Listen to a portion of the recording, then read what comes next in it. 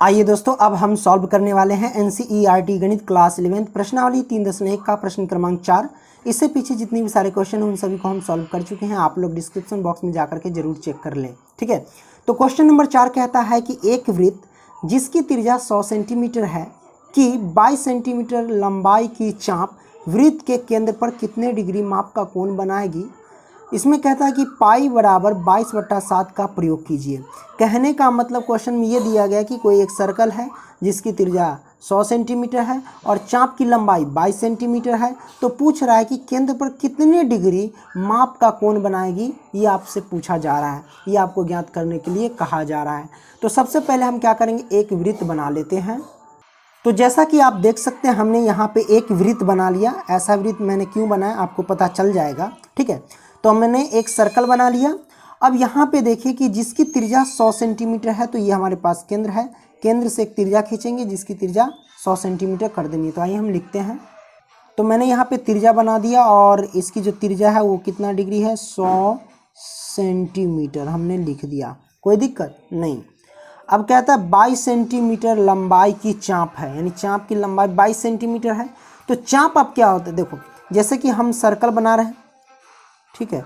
तो ये जो हम ऐसे खींच रहे हैं ना, गोल गोल खींचेंगे, वो चाप होता है, ठीक है। तो हम आइए हम चाप खींच लेते हैं। तो यहाँ से चलो खींचते हैं। ये हमारे पास चाप खिंचा रहा है, ठीक है। तो मैंने ये चाप खींचा, कोई दिक्कत नहीं। अब इस चाप की जो लंबाई दे रखी है, कितना, चाप की लंबाई है 22 सेंटीमीटर। तो हम यहाँ चाप की लंबाई 22 सेंटीमीटर कर दिया। तो यहाँ से इसको हम क्या करेंगे, मिला देते हैं। तो मैंने यहाँ पे मिला दिया इसको। तो ये हमारे पास त्रिज्या 100 सेंटीमीटर और चाप की लंबाई 22 सेंटीमीटर है। तो हमें कहता है कि केंद्र पर, ये केंद्र है, केंद्र पर कितने डिग्री माप का कोण बनाएगी। तो यहाँ पे केंद्र पर कितने डिग्री माप का कोण पूछा जा रहा है, ये हमको ज्ञात करना है, ठीक है। कोई दिक्कत नहीं होगा। तो सबसे पहले हमें जो दिया है उसी को हम लिख लेते हैं। तो यहाँ पे लिखते हैं भैया कि दिया है, क्या लिखेंगे, तो यहाँ से लिखते हैं, पहले लिख लेना हल और उसके बाद लिखना कि दिया है, दिया है। जो दिया है, दिया क्या है, त्रिज्या हमारे पास कितना है, त्रिज्या, त्रिज्या अर्थात आर जो दिया गया है भैया वो 100 सेंटीमीटर दिया गया है। और चाप की लंबाई क्या है, चाप की लंबाई, चाप की लंबाई, चाप की लंबाई को हम एल से प्रेजेंट करते हैं। तो एल हमारे पास क्या है, 22 सेंटीमीटर। तो हम लिखेंगे 22 सेंटीमीटर, हमने लिख लिया। अब देखो थीटा है ना, थीटा को यहाँ पे देखो रेडियन मानते हैं, थीटा को क्या मानेंगे, रेडियन, ठीक है, कोई दिक्कत नहीं।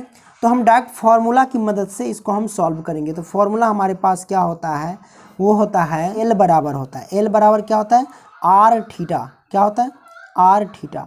तो जब भी एल बराबर आर थीटा फार्मूला लगाओगे तो थीटा हमारे पास हमेशा रेडियन में होगा। क्या होगा, रेडियन में। एल जो होता है वो चाप की लंबाई होती है, आर हमारे पास वृत्त की त्रिज्या होती है। तो एल हमारे पास चाप की लंबाई कितनी दे रखी है, 22। तो हम लिखेंगे 22 बराबर, ओके, आर हमारे पास कितनी, 100, ओके, 100 सेंटीमीटर। और थीटा हमारे पास रेडियन में रहेगा तो हम लिखते हैं रेडियन, ठीक है। याद रखना कि जब भी थीटा यानी एल बराबर जब फार्मूला लगाते हैं आर थीटा, तो थीटा हमेशा रेडियन में होता है, ठीक है। हमने ले लिया।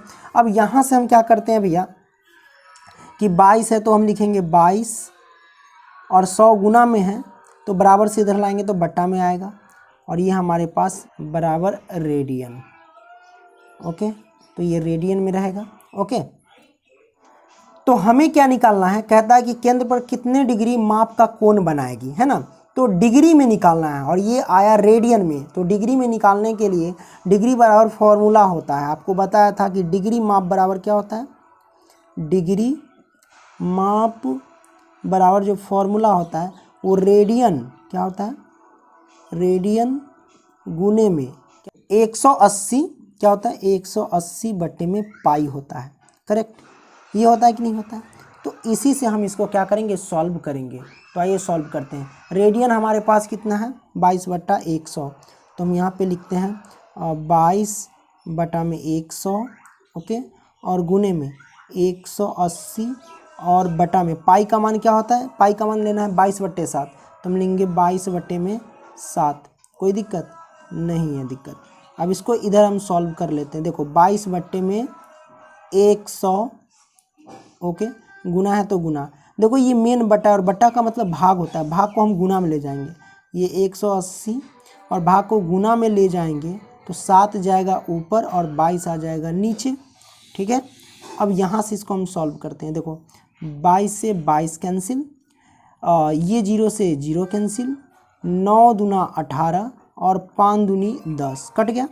तो हमारे पास क्या आ जाएंगे कि 9 सते 63 और बटे में 5 आ जाएंगे। तो ये क्या चीज़ में आया, डिग्री में आया। क्या चीज़ में, डिग्री में। तो भैया ये पूर्ण रूप से तो डिग्री में नहीं आया, तो पूर्ण रूप से लाने के लिए हम क्या करते हैं, 5 से 63 में हम भाग देंगे। तो 5 से 63 में भाग देंगे, तो आइए सबसे पहले हम भाग दे देते हैं। 5 से हम भाग देंगे किस में, तो 63 में। अगर हम भाग देंगे तो 5 एकम 5, घटा देंगे तो क्या हो जाएगा 1। अब ये 3 उतरेगा, 5 दूनी 10, घटा देंगे तो कितना 3 होगा।